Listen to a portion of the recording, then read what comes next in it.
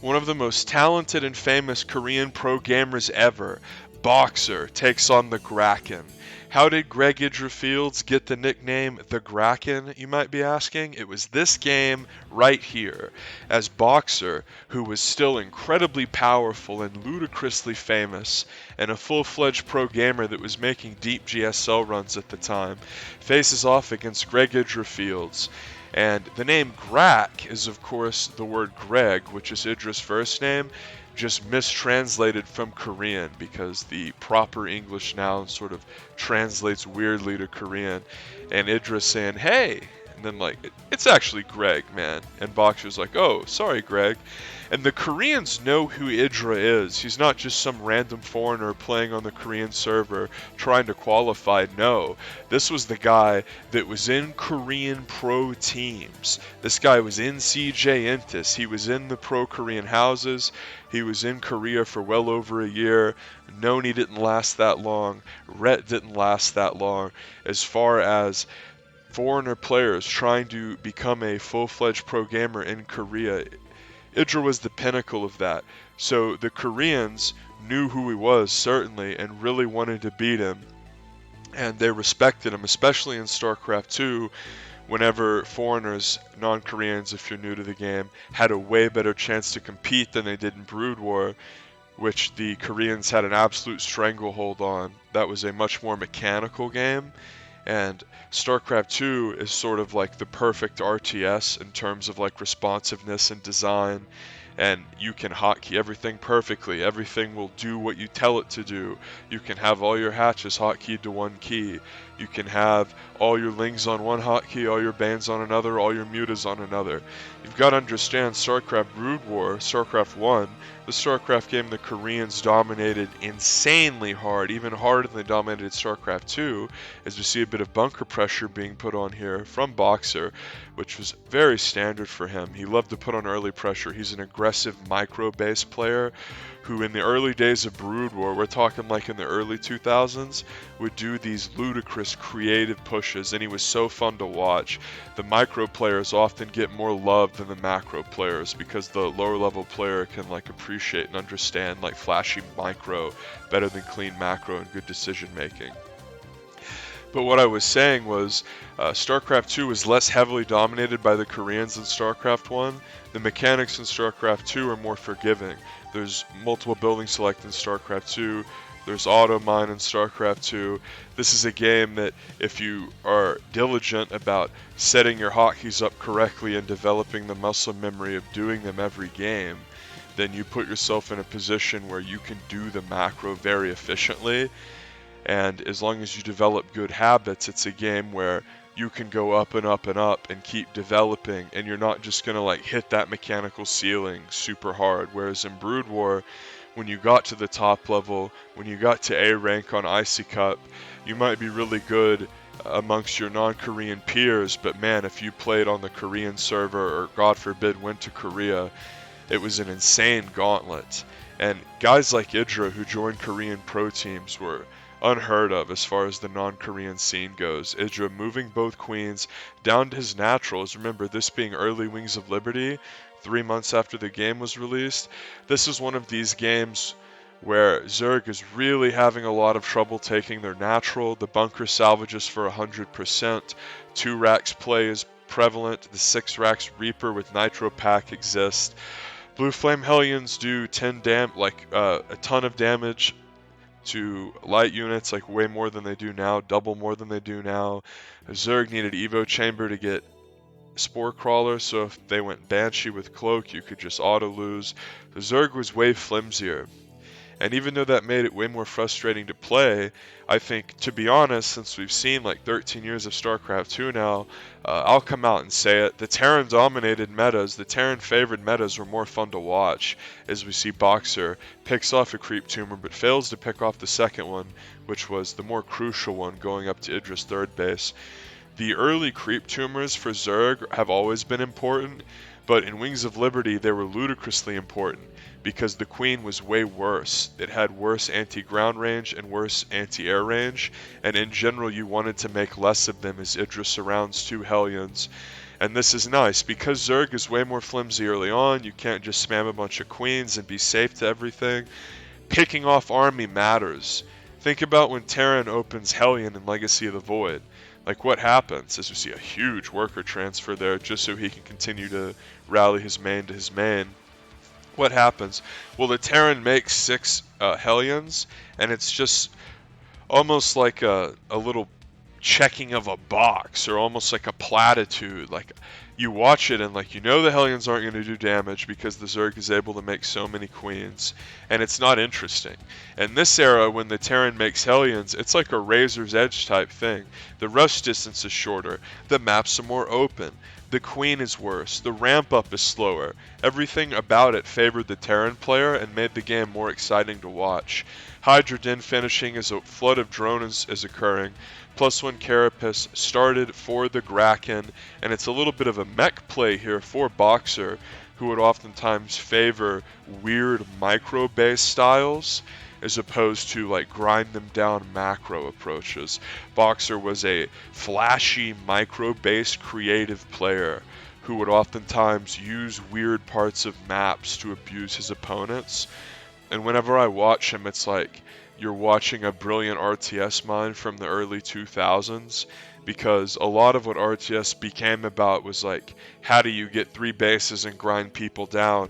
And Boxer thought about RTS on like more of a rudimentary level in terms of, I can make this set of units and attack right here and get a contain off.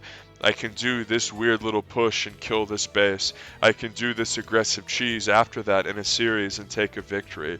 Boxer was a flashy thinking player, but he wasn't really a macro player. He was a guy who would do creative pushes, do really cool micro. That was one of the first things that Boxer became famous for, was his micro. And I know this sounds weird, but there was no Hydra speed upgrade in Wings of Liberty, and with about 5 Blue Flame Hellions already out, 5 Blue Flame Hellions, if the Hydras don't have speed, counters 3 Hydras. Because the Blue Flame Hellion in this era did extra damage to light units. And you might be saying like, well, Venomous, the Blue Flame does extra to light damage now. I mean, it did way more. And there were no Hellbats in this era, as a building was cancelled there and a Roach Warren starts.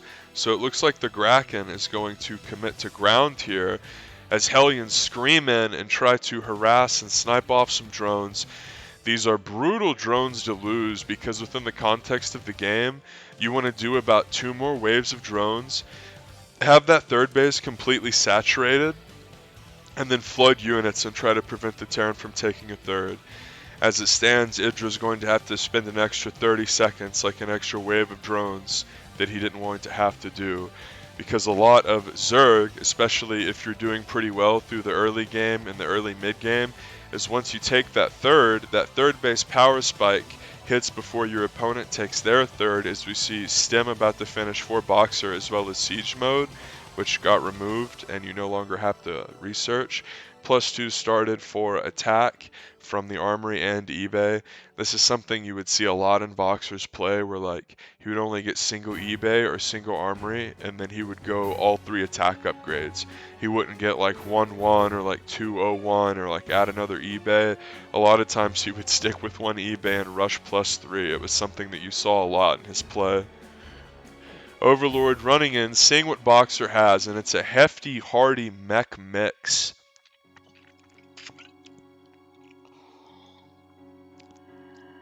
As I love to see the unique composition in this early Wings of Liberty game, scan occurring on the main of the Gracken, as we call him that and sort of forget where the nickname comes from unless you've been following the scene for 13 years.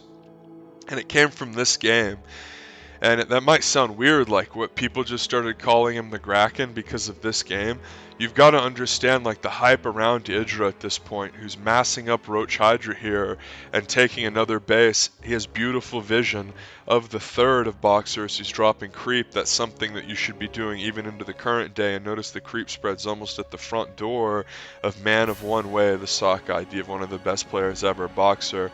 Boxer empties his bunker, and usually that's time to go. Now, stylistically, one thing that we saw in the early Wings of Liberty era that we wouldn't really see especially once Heart of the Swarm came out and Ignite Afterburners were released, was the delaying of medevacs as a scan occurs and it starts to kill the creep, and this is not close positions Metalopolis, but close by air, so the Terran player arrives pretty dang fast, and if they can siege up the low ground of your main, and then sort of start to choke off part of your main base if they get in a really tricky position.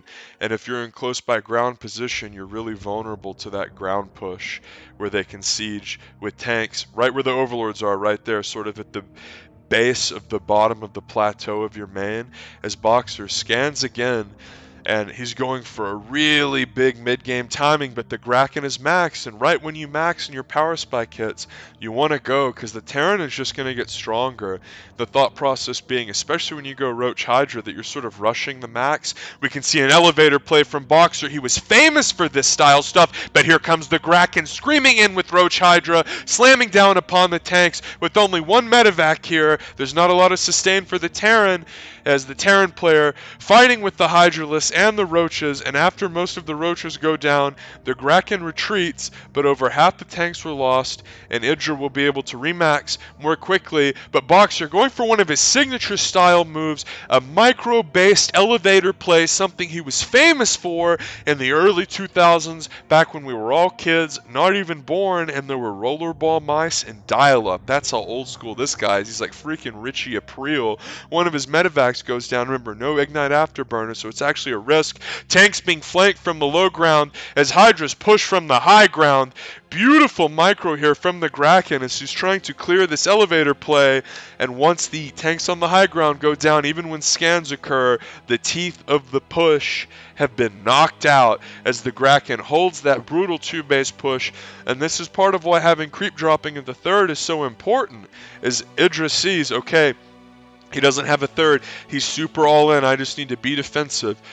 And if he saw that, okay, Boxer has like a PF gold and he's making a base at the back third and he already has the PF full, maybe, okay, if he feels like, okay, I've got to go.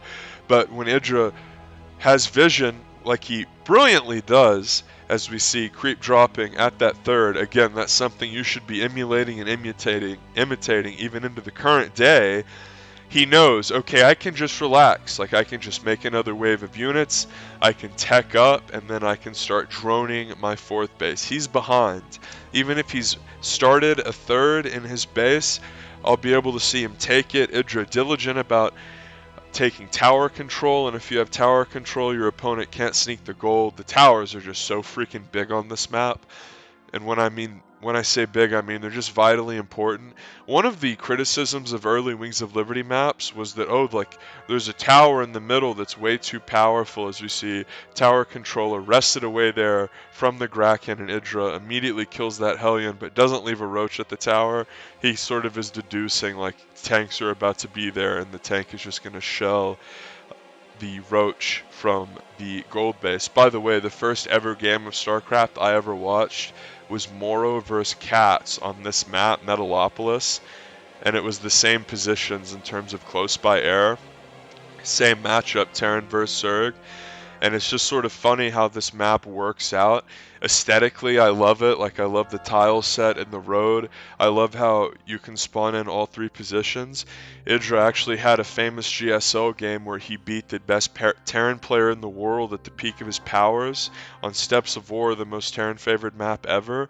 And then in map 3, the Decider, they spawned in close positions. IdrA spawned in where he was now, but MVP spawned in top right, which is worse than Steps of War because the rush distance is bad, but the terrain's worse because you can get siege from that neutral third base high ground, and IdrA lost this really ridiculous game versus MVP where he didn't have a chance because of positional imbalance.